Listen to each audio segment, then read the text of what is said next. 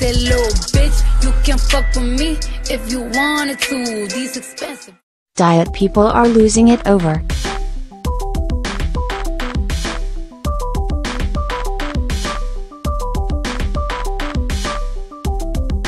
Well, kind of.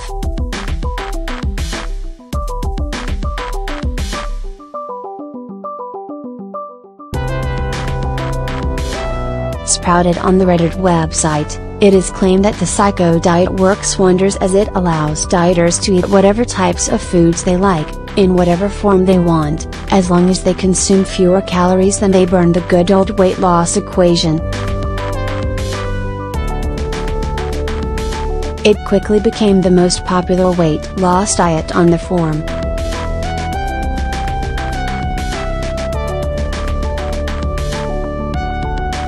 In real-life food terms, this diet suggests you could eat almost all of your entire daily calorie intake via a single fast food meal deal, eat nothing else all day and still lose weight. While this may sound appealing and may work for those who are significantly overweight, and as such have plenty of extra kilos to lose, and love to eat processed, poor quality food minus any feelings of restriction for the average person, who wants to drop 5 to 10 kilograms, there are a number of reasons that this approach is unlikely to work long term. The most farcical aspect of the Psycho Diet is that it assumes that all the calories we consume are metabolized equally in the body, which is not the case. Source supplied.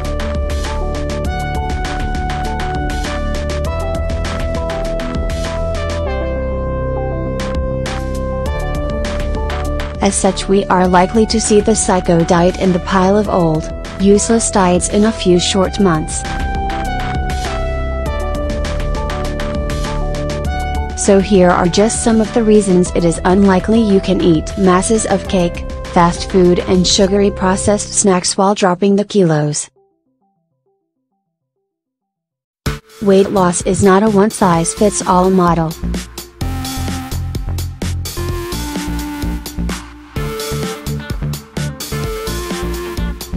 While we often talk about weight loss as a universal concept, the reality is that every single person has a unique set of genes, lifestyle and behaviors that ultimately means the specific variables required for fat metabolism and sustainable weight loss will be different for every single person. For example, an obese 60-year-old male will require a very different dietary approach for weight loss than a slim 60 kilograms female who only wants to lose a couple of kilos and who already exercises. Each different metabolism will respond differently to different diets, and while some individuals may get initial results watching and cutting back on their calories, for others this strategy will have no observed effect. It is easy to go overboard with calories.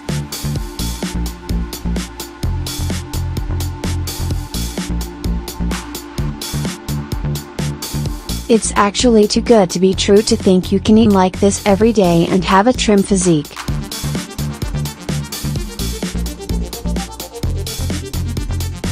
Source: Getty Images.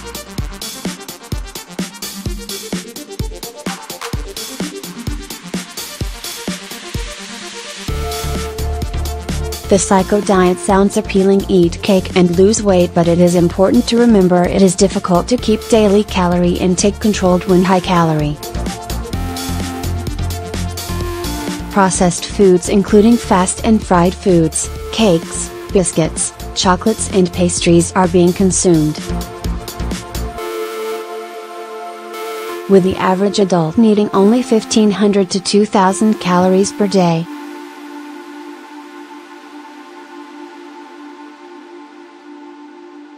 And a single slice of cake containing up to 800 calories, or a fast food meal more than 1,000 calories, just one or two of these allowed foods will completely wipe out your daily calorie total. This means that for the Psycho Diet to work, Dieters are also going to have to focus on low-calorie foods, which actually sounds a lot like any regular diet. All calories are not equal.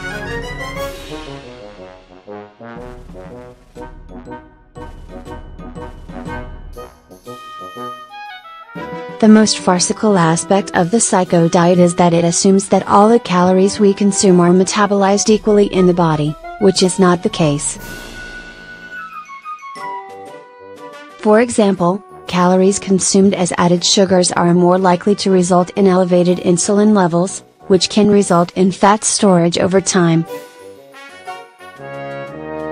While fat is always preferentially stored when consumed in the presence of carbohydrates, and higher protein foods will contribute to satiety and lower levels of insulin over time compared to more processed carbohydrates.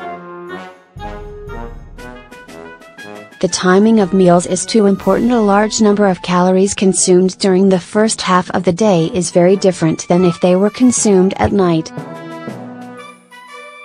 These intricacies of diet specificity means that when individuals need to lose large amounts of weight, calorie deficits will be effective, but long-term macronutrient quality and meal timing will too need to be considered. Hormones are often involved.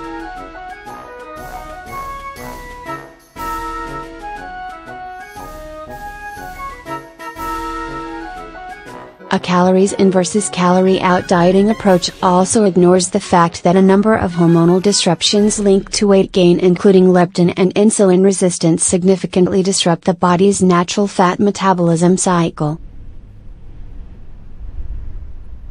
For these groups, it may mean that their cells are not as efficient in burning carbohydrates and fats, and as such actually need fewer calories or carbohydrates to effectively burn body fat. This means for these groups, a mere calorie deficit may simply not be enough to support sustainable weight loss. Weight loss does not mean health.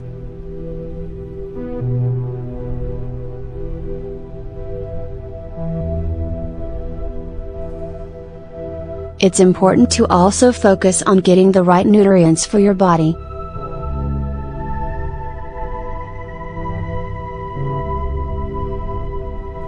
Source supplied.